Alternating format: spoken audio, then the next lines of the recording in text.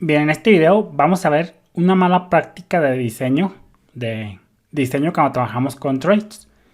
Fíjate que puedes acceder a las propiedades y métodos de una clase anfitriona desde un trait, porque ya sabemos que una clase anfitriona, una clase host, es aquella clase que va a implementar dicho trait.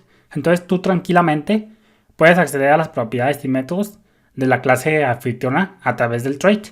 Por ejemplo, fíjate, vamos a modificar poquito nuestro trait útil precio y vamos a quitarle esta propiedad, vamos a comentársela y vamos a hacer en este caso, vamos a quitarle que ya no sea estático, vamos a cambiarle poquito, que sea public function calcular impuesto, que reciba un parámetro, que retorne un float, y aquí en vez de self vamos a regresarlo como lo teníamos, vamos a decirle que use this, en este caso tasa de impuesto, que lo divide entre 100 y todo esto muy bien.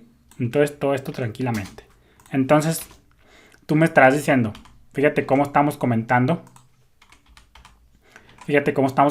la propiedad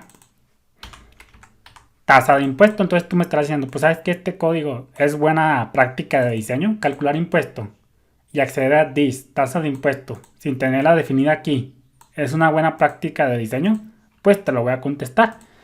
En el código anterior, este que te enseñé por aquí, modificamos el trait útil precio para que acceda a una propiedad de su clase anfitriona. Aquí nosotros estamos asumiendo que queremos acceder a la propiedad tasa de impuesto de la clase anfitriona, donde se vaya a implementar este trait.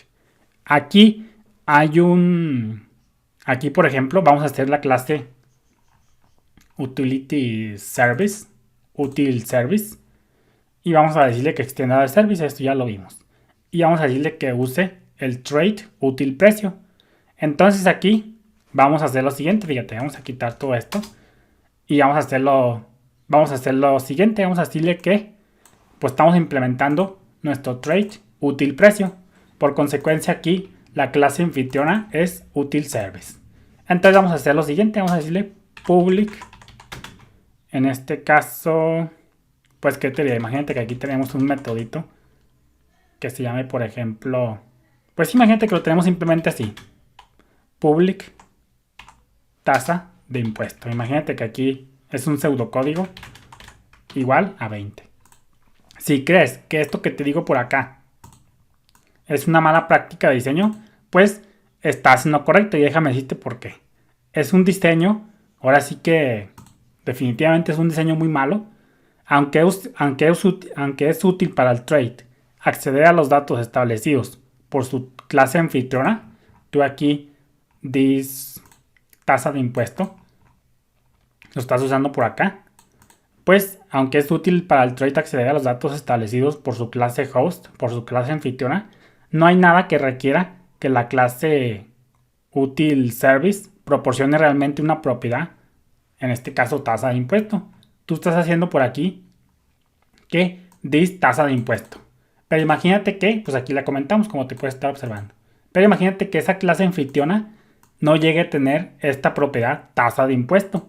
Entonces, pues es lo que te decía, no hay nada que requiera o que obligue o que de veras sea fuerzas que la clase anfitriona vaya a tener una propiedad tasa de impuesto. Por eso te digo que esto es una mala práctica de diseño. Tú estás aquí implementando tu código todo muy bonito, todo muy chulo, pero imagínate que esa clase anfitriona donde vayas a implementar el trait útil precio, imagínate que no tiene esa propiedad tasa de impuesto. Entonces ya desde ahí ya vas muy mal. Recuerda que los traits deben ser utilizados en muchas funcionalidades diferentes. Son reutilizables, es código reutilizable. Entonces, ¿cuál es la certeza, la garantía o incluso la probabilidad de que cualquier clase anfitriona declare una propiedad tasa de impuestos? Es decir, tú no puedes estar 100% seguro que tu clase anfitriona o tus funcionalidades anfitrionas vayan a tener necesariamente una propiedad tasa de impuestos. Entonces ahí ya estás comprometiendo el código, ya está siendo un poco flexible. Por otro lado, sería estupendo poder establecer un contrato que te dijera, mira, ¿sabes qué? Si implementas este trait, tienes que tener esta propiedad tasa de impuestos. Sería realmente ahora sí que una maravilla. Es como si tú le dijeras, si usas este trade útil precio, debes proporcionar ciertos recursos, algo así como un contrato que firma una interfaz. Acuérdate que cuando implementamos una interfaz se firma un contrato y dicho contrato dice que tienes que implementar todos los métodos abstractos. Entonces, este contrato tú lo puedes lograr aquí en los trades gracias a los métodos abstractos. Sí, como lo estás escuchando, aquí en los trades también puedes usar métodos o puedes definir métodos abstractos para que, por ejemplo, cuando se implemente dicho trade, obligues al usuario a que implemente dichos métodos. Entonces vamos a ver un ejemplo. Entonces, como te decía, puedes definir métodos abstractos en un trade de la misma manera como lo harías en una clase normal o en una interfase, por ejemplo.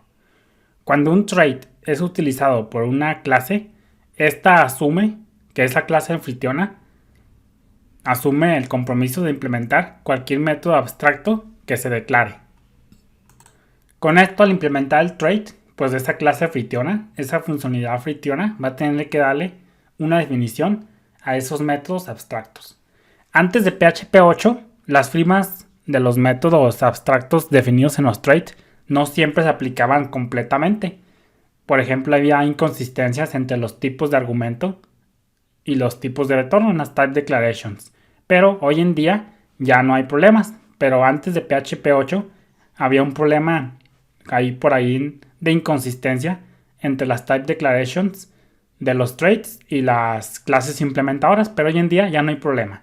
Entonces, con este conocimiento podemos ahora sí que hacer reingeniería a nuestro ejemplo del trade útil precio para que obligue a cualquier clase que lo utilice a proporcionar información sobre la tasa de impuestos sobre nuestra propiedad, tasa de impuesto.